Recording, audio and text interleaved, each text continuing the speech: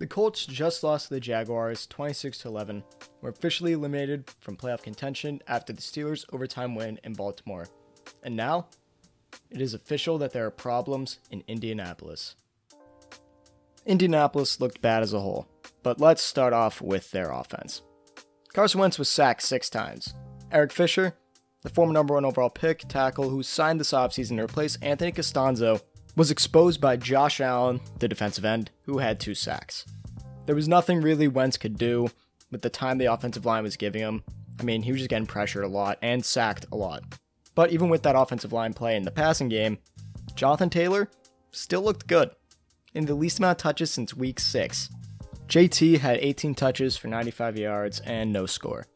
I mean, he tried his best out there. They probably stopped giving him the ball because they were down by so much. I mean, they lost by 15 to the Jaguars, the Jacksonville Jaguars. So it's really hard for him to put any blame on Jonathan Taylor in this game. You really can't. All the blame goes to you-know-who we will get to in a second.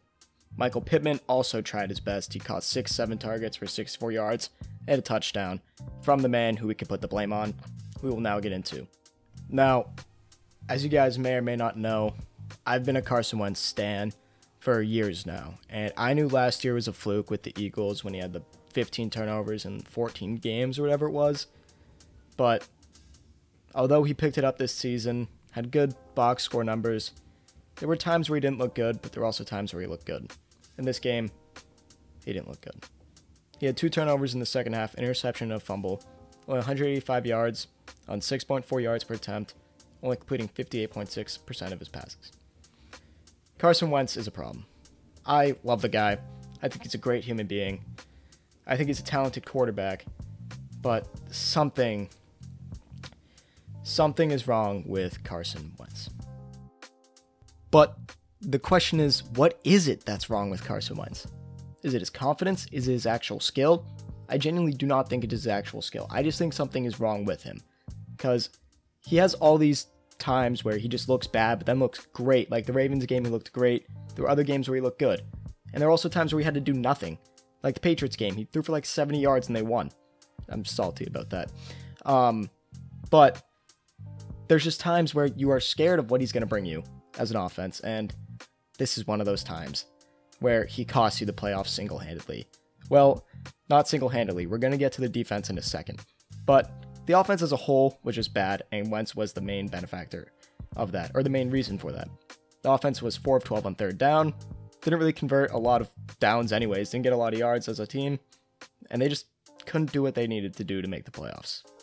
And moving on to the defensive side of the ball for the Colts, they had some problems in this game specifically for a usually great group. Throughout the game, the Jaguars won the time possession battle by about 6.5 minutes.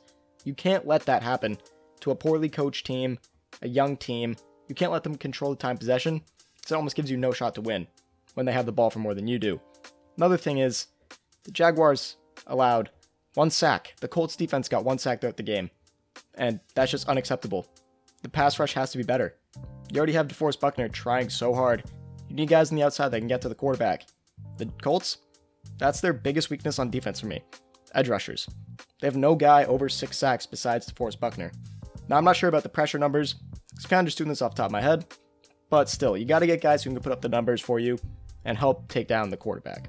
And edge rusher might be the number one thing I would look for in the draft for the Colts. Maybe that or a cornerback outside of Kenny Moore, who's great, but he can't really do it all on his own. Not to say that the other corners are terrible, but they definitely could be better. But I think in this game specifically, the edge rush need to be a lot better. I mean, there was nothing the Colts defense could do without an edge rush. I mean, if you don't have an edge rush, that just means your secondary is going to let up more yards because they have to cover for more time. And speaking of that, the Colts allowed Trevor Lawrence to maybe have the best game of his career against a supposedly elite defense. Trevor Lawrence almost every game. It's either no touchdowns, no interceptions, or 1 touchdown, 3 picks. I mean, I think Trevor's going to be very good in this league, but with how it stands right now with the coaching and all the talent around him and the defense they have, he has no shot at being good this year. But this game specifically, let him have the best game of his career. And he had some really great moments like the 4th and 1 conversion where he ran it, or the 3rd and 12 17-yard gain to Marvin Jones. That throw was beautiful. Oh my god, like that throw was amazing. One of the better throws I've seen in a little bit. But before I start deriding him, You can't allow someone in Trevor Lawrence who's very turnover prone, interceptions and fumbles, to have this type of game where he has 2 touchdowns and no turnovers at all and was pretty efficient with the ball. You can't let that happen. As a great defense, as a supposed playoff contender, no one wanted to play the Colts in the playoffs. Patriots fan did not want to play them. We were going to lose. I can play the Bills, or I don't play football, but we could play the Bills, and I'll be scared, but I think we got it. The Colts were my number 1 fear in the wildcard round. And look, they don't even make the playoffs because of the Jacksonville Jaguars winning the game. And even though they won, they still clinched the number 1 pick. So that was a win-win for Jacksonville. And that was the absolute worst thing that could have happened to the Colts. They lost the game, the Steelers won, which eliminated them from the playoffs, and their division rival kept the number 1 pick. Carson Wentz, Frank Reich, and Chris Ballard, and the whole Indianapolis Colts organization have a lot to fix this offseason. I think one thing that will help, maybe getting the edge rusher or maybe defensive back outside of Kenny Moore, like I had already mentioned. The linebackers are great. The offensive line is superb.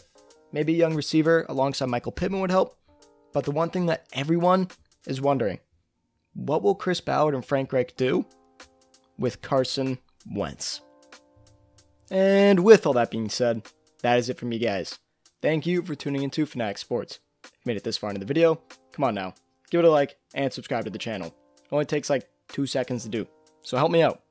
Also, follow me on Instagram at FanaticSports25 and on Twitter and TikTok at Fanatic Sports.